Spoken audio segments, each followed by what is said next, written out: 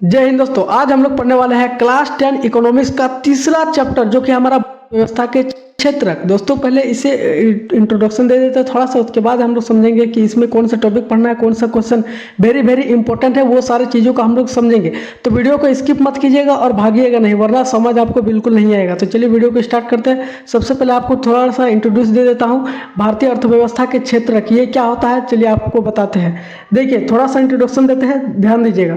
भारतीय अर्थव्यवस्था जो दोस्तों वो 3 प्रमुख क्षेत्रों में बांटी गई है। प्राथमिक क्षेत्र जिसमें कृषि आता है, द्वितीय क्षेत्र जिसमें उद्योग आता है और तृतीय क्षेत्र जो सेवा आता है। ये तीनों क्षेत्र के देश के विकास की रीढ़ है दोस्तों। क्या है? देश के विकास की रीढ़ है। प्राथमिक क्षेत्र लोगों की मूल आवश्यकताओं को पूरा करता है और द्वितीय क्षेत्र कच्चे माल को तैयार वस्तुओं में बदलता है और तृतीय क्षेत्र जो होता है इन दोनों को सेवाएं प्रदान करता है।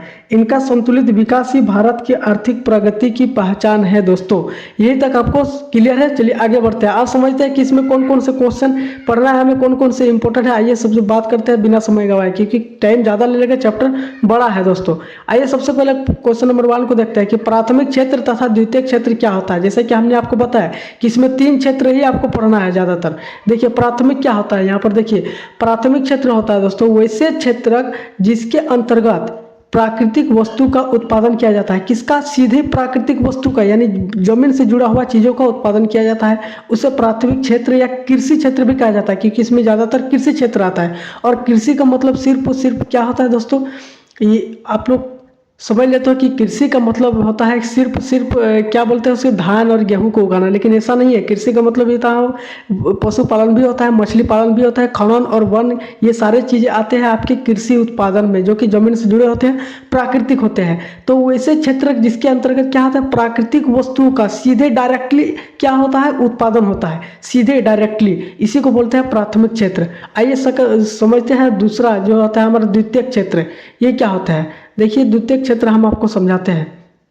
बोल रहा है दोस्तों कि वैसे क्षेत्र जिसके अंतर्गत प्राकृतिक वस्तुओं को विनिर्माण प्रणाली के द्वारा अन्य रूप में बदला जाता है उसे द्वितीय क्षेत्र कहा जाता है। क्या क्षेत्र होते हैं? वैसे क्षेत्र होता है जिसके अंतर्गत, यानी इसके अंतर्गत प्राकृतिक वस्तुओं का जो हमने डायरेक्ट उत्पादन किया था उसको विनिर्माण प्रणाली के द्वारा, ये कहाँ होगा, कहाँ होगा दोस्तों? ये फैक्ट्री वगैरह में होंगे, जहाँ पर मशीनों के जरिए इन्हें दूसरे रूप दिया जाता है। आइए समझते हैं उदाहरण के माध्यम से। जैसे गन्ने से चीनी बनाना है, क्या होता है? गन्ना होता है, गन्ने से क्या बनता है? चीनी बनता है। जैसे आलू से चिप्स बनता है, फैक्ट्री वगैरह में कहाँ बनता है? विनिर्माण प्रणाली के द्वारा प्राकृतिक रूप से, यानी जो इसका जो क्या बोलते हैं उसको, जो प्रथम क्षेत्र होता है ना प्राकृतिक वस्तुओं को, उसमें विनिर्माण प्रणाली के द्वारा ही इसे अन्य रूप दिया जाता है। जैसे गेहूं से आटा हम लोग क्या पिसवाते हैं, तो गेहूं क्या होता है? ये प्राकृतिक क्या होता है दोस्तों, ये क्या बोलते हैं इसको, प्रथम, यानी प्राथमिक। यहाँ पर देखिए प्राथमिक क्षेत्र होता है, लेकिन उसको हम लोग गेहूं में बदल दिए मशीन के जरिए, तो ये हो गया हमारा द्वितीय क्षेत्र। आइए आप बात करते हैं क्वेश्चन नंबर 2 की ओर, जो कि हमारा वेरी वेरी इंपॉर्टेंट क्वेश्चन है। यहाँ देखिए क्या कह रहा है दोस्तों कि तृतीय क्षेत्र अन्य क्षेत्रों से कैसे भिन्न है, साधारण व्याख्या कीजिए। यानी तृतीय क्षेत्र जो तीसरा क्षेत्र होता है वो बाकी क्षेत्रों से, यानी प्राथमिक और द्वितीय क्षेत्र से कैसे भिन्न है, उदाहरण देकर आपको समझाना है। आइए समझते हैं आंसर। देखिए तृतीय क्षेत्र अन्य क्षेत्रों से भिन्न है कैसे? क्योंकि तृतीय क्षेत्र एक ऐसा क्षेत्र है जो प्राथमिक और द्वितीय क्षेत्र के विकास में मदद करता है। ये डायरेक्टली वस्तुओं का उत्पादन नहीं करता है, विकास में मदद करता है। याद रखिएगा, आगे आपको और समझाएंगे। ये स्वतः वस्तुओं का उत्पादन नहीं करती है, बल्कि उत्पादन प्रक्रिया में मदद करती है। वस्तु का उत्पादन ये नहीं करती है प्राथमिक क्षेत्र, तृतीय क्षेत्र, लेकिन प्राथमिक और द्वितीय क्षेत्र को मदद करता है। कैसे मदद करता है हम आपको आइए बताते हैं एग्जाम्पल के माध्यम से। देखिए यहाँ देखिए बोल रहा है कि जब प्राथमिक क्षेत्र में हम प्राकृतिक संसाधनों का उपयोग करके किसी वस्तु के उत्पादन करते हैं तथा द्वितीय क्षेत्र के अंतर्गत प्राकृतिक वस्तुओं को विनिर्माण प्रणाली के जरिए अन्य रूप में परिवर्तित किया जाता है। यह हो गया आपका प्राथमिक और द्वितीयक। लेकिन उदाहरण में देखिए तीसरा क्षेत्र क्या महत्वपूर्ण भूमिका निभाता है। उदाहरण के लिए प्राथमिक और द्वितीयक क्षेत्र द्वारा उत्पादित वस्तुओं को गोदान में, यानी गोदानों और भंडारों में व्यापार में सहूलियत के लिए टेलीफोन पर वार्तालाप करते हैं, या पत्राचार या बैंकों से कर्ज लेने की आवश्यकता होती है। तो ये सारी चीज़ें क्या होती है दोस्तों, ये आपके तृतीय क्षेत्र के कुछ उदाहरण जैसे परिवहन है, बैंकिंग है, शिक्षा है, डॉक्टर है, संचार है, ये तृतीय क्षेत्र के कुछ उदाहरण हैं जो कि बाकी प्राथमिक और द्वितीयक से बाकी बहुत ही अलग है, बहुत ही भिन्न है। यही सारी चीज़ें आपकी होती है। जैसे यहाँ पर मान लीजिए कि किसान है, एक किसान ने क्या उगाया, गेहूं या फिर धान उगाया, जिसे प्राथमिक क्षेत्र बोलते हैं, क्योंकि ये डायरेक्ट वस्तु क्या किससे मिला हुआ होता है, सीधे भूमि से जुड़ा हुआ होता है, प्राकृतिक से। लेकिन फैक्ट्री जो होता है वो गेहूं से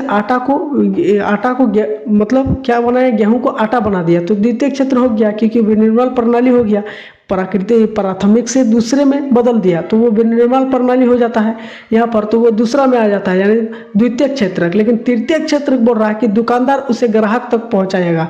मान लीजिए कोई गेहूं है, गेहूं को उगाया प्राथमिक क्षेत्र, गेहूं से आटा बनाया द्वितीय क्षेत्र, लेकिन उस आटे को बेचना भी तो है, उसे पहुंचाना भी तो है ग्राहक के पास, तो उसके बीच जो प्रक्रिया होती है, जैसे परिवहन होती है, गाड़ियां वगैरह ले जाने आना, फोन से वार्तालाप करना अपने कस्टमर के साथ, उन्हें देना, यही सारी चीज़ें होती है बीच में, उसी को बोलते हैं दोस्तों तृतीय क्षेत्र। आई होप आपको क्लियर तरीके से समझ में आया होगा। आगे बढ़ते हैं क्वेश्चन नंबर 3 की ओर।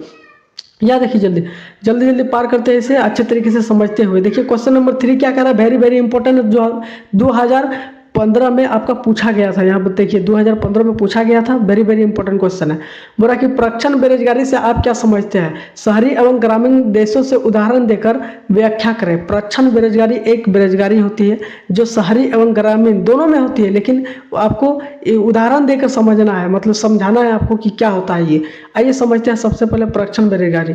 या देखिए बोल रहा दोस्तों कि प्रच्छन्न बेरोजगारी से तात्पर्य उस स्थिति से है जब किसी काम में जितने लोगों की आवश्यकता होती है, यानी कोई काम कर रहा हो जितना लोग, लेकिन उसकी आवश्यकता होती है उससे अधिक लोग उस काम में लगे रहते हैं, यानी जितना हमें जरूरत है उससे ज़्यादा लोग मतलब वहाँ पर एकजुट रहते हैं, जबकि हमारा काम कम लोगों में ही हो जाएगा, लेकिन बाकी लोग भी दिखावा के लिए रहते हैं। यानी कुछ लोगों के यहाँ पर देखिए, यानी कुछ लोगों के काम करने किया ना करने से उत्पादन पर कोई फर्क पड़ता ही नहीं है। ऐसे लोग रोजगार में दिखते तो हैं, लेकिन वास्तव में वे उत्पादन कार्य नहीं कर रहे होते हैं। यानी लोग मतलब वो दिखते तो है कि काम में लगा हुआ है, लेकिन वो अगर काम नहीं भी करेंगे ना तो उत्पादन में कोई वृद्धि या लॉस होगा नहीं। देखिए यही सारी चीज़ें होती है प्रच्छन्न बेरोजगारी। अब ग्रामीण से समझते हैं उदाहरण दे करके। यहाँ पर देखिए ग्रामीण क्षेत्र से उदाहरण अगर समझते हैं तो दोस्तों प्रच्छन्न बेरोजगारी जो है वो प्रायः कृषि में पाया जाता है, ज़्यादातर कृषि में पाया जाता है ग्रामीण में।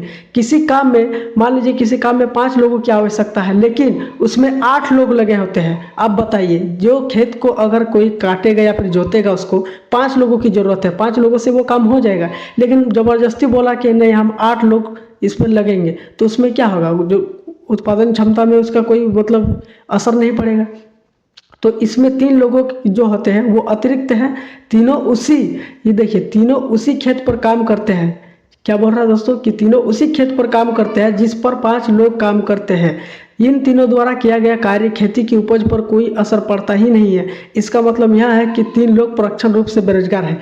मान लीजिए कोई एक खेत है जिस पर उसको कटाई करना, धान की कटाई करना है, लेकिन उसको 5 लोग चाहिए, लेकिन 8 लोग लगा हुआ है ज़बरदस्ती, तो उसके बताइए ये प्रत्यक्ष रूप से बेरोजगार है कि नहीं, क्योंकि 3 लोग बाकी दिखावा कर रहे हैं, क्योंकि वो काम करे या ना करे उनकी उत्पादन क्षमता पर कोई असर पड़ेगा ही नहीं। अब शहर में क्या होता है, शहर में ये बेरोजगारी कैसे दिखाई देती है, आइए देखिए शहर क्षेत्र से उदाहरण देखिए। शहर क्षेत्र में प्रच्छन्न बेरोजगारी सामान्यतः छोटी दुकानों तथा छोटे व्यवसायों में पाई जाती है। छोटे छोटे जो दुकान होते हैं या फिर व्यवसाय बिजनेस वगैरह होता है, जिसमें 1-2 मजदूर के साथ घर के सभी सदस्य भी जुड़े होते हैं। 1-2 मजदूर, मान लीजिए कोई दुकान खुला है शहर में, लेकिन उस दुकान को पिता भी चला रहा है, कभी मम्मी भी बैठ रही है, कभी बेटा भी बैठ रहा है, कभी बेटी भी बैठ रहा है, जबकि एक आदमी भी दुकान को चला सकता है। यही सी को बोलते हैं दोस्तों शहरी क्षेत्र से उदाहरण जो कि प्रच्छन्न बेरोजगारी होते हैं। गांव और शहर दोनों में ये बेरोजगारी देखने को मिलती है। आइए समझते हैं क्वेश्चन नंबर 4 की ओर, जो कि भी इंपॉर्टेंट क्वेश्चन है, 2017 में पूछा गया था, तो इंपॉर्टेंट क्वेश्चन ही होगा। आइए समझिए क्या बोल रहा है कि खुली बेरोजगारी और प्रच्छन्न बेरोजगारी के बीच विभेद कीजिए। दोस्तों खुली बेरोजगारी क्या होता है, प्रच्छन्न बेरोजगारी क्या होता है, इसके बीच अंतर लिखना है। खुली बेरोजगारी क्या होता है और यहाँ प्रच्छन्न बेरोजगारी क्या होता है। खुली बेरोजगारी देखिए यहाँ पर, इसमें व्यक्ति पूरी तरह से बिना काम के होता है। खुली बेरोजगारी मतलब पूरी तरह से वो बेरोजगार होगा, पूरी तरह से। और इसमें दोस्तों इसमें व्यक्ति काम में लगा हुआ दिखता तो है, लेकिन उसके बिना भी उत्पादन पर कोई असर नहीं पड़ता है, उसी को बोलते हैं प्रच्छन्न बेरोजगारी। यहाँ आगे देखिए, आगे बोल रहा दोस्तों कि यहाँ बेरोजगारी स्पष्ट रूप से दिखाई देती है, या हम इसे देख सकते हैं बेरोजगारी। मान लीजिए कोई सरकारी नौकरी की तैयारी कर रहा हो, लेकिन उसे नौकरी नहीं लग रहा, तो वो खुली एकदम खुला बेरोजगार है वो। लेकिन यहाँ पर क्या कहता है, दूसरा नंबर देखिए कि यहाँ बेरोजगारी छिपी हुई होती है, यानी हमें दिखाई नहीं देती है। मान लीजिए कोई एक दुकान है, उसमें क्या है दोस्तों, एक लोगों की आवश्यकता है, लेकिन 2-3 लोग लगे होते हैं परिवार के, तो ये दिखाई नहीं देता, लेकिन वो बेरोजगार होते हैं। आप उदाहरण देकर समझिए कि एक शिक्षक युवक जिसने पढ़ाई पूरी कर ली है, यानी वो पढ़ाई पूरी कर लिया लेकिन नौकरी नहीं मिल रहा है, तो ये खुला रूप से बेरोजगार है ये, क्योंकि नौकरी मिल नहीं रहा है। और यहाँ क्या बोल रहा है, उदाहरण देखिए इसका, बोल रहा कि गाँव के खेत में 6 लोग काम कर रहे हैं। कितना, 6, जबकि काम सिर्फ 3 लोगों से भी हो सकता है, लेकिन 3 लोग बाकी रूप बेरोजगार है। लेकिन हम देखेंगे भी नहीं तो हमें समझ नहीं आएगा कि कौन लोग रोजगार है और कौन लोग बेरोजगार है, तो ये छिपा हुआ रहता है ज़्यादातर। आइए समझते हैं आगे क्वेश्चन नंबर 5 की ओर, जो कि ये भी इंपॉर्टेंट क्वेश्चन है, 2012 में पूछा गया था। कह रहा है कि भारतीय अर्थव्यवस्था के विकास में तृतीय क्षेत्र कोई महत्वपूर्ण भूमिका नहीं निभा रहा है। क्या आप इससे सहमत हैं? यानी तृतीय क्षेत्र जो होता है वो बाकी क्षेत्र यानी प्राथमिक और द्वितीय क्षेत्र को सहारा देता है, वो उसे क्या करता है दोस्तों, सहारा कर देता है, मदद करता है। तो क्या इस बात से आप सहमत हैं कि कोई महत्वपूर्ण भूमिका नहीं निभा रहा है? अपने उत्तर के समर्थन में कारण देना है आपको। आइए समझाते हैं आपको।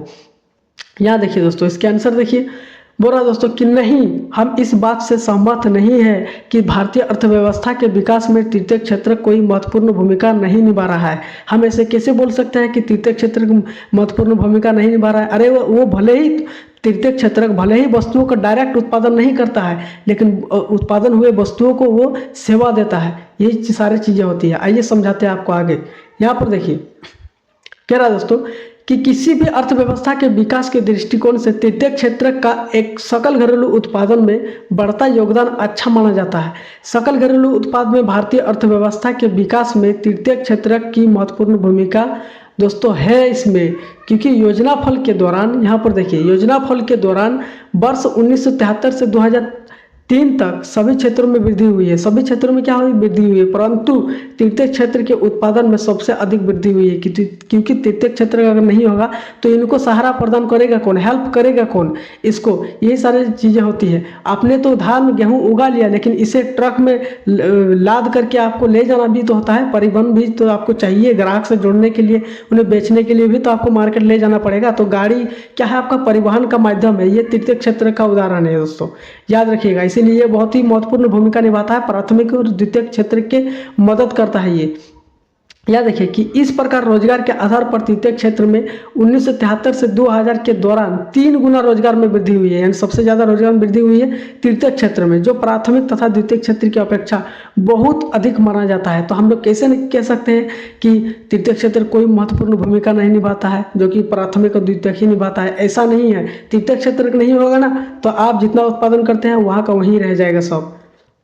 आगे देखिए, क्वेश्चन नंबर देखिए 6 दोस्तों 2017 में पूछा गया है। बोल रहा है कि असंगठित क्षेत्रों में श्रमिकों का शोषण किया जाता है। क्या आप इस विचार से सहमत हैं? जो असंगठित क्षेत्र में होता है, आपको अभी बताएंगे असंगठित क्षेत्र क्या होता है। तो इसमें जो होता है वो मजदूरों का शोषण होता है।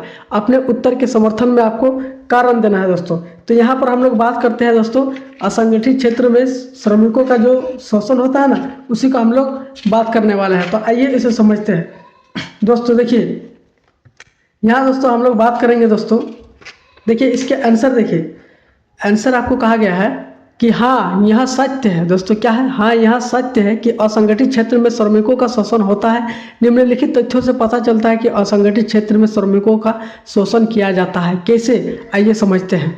देखिए असंगठित क्षेत्र में, पहला देखिए, असंगठित क्षेत्र में श्रमिकों के लिए कार्य सुरक्षा नहीं होती है, क्योंकि उन्हें बिना किसी कारण कार्य से निकाला जाता है।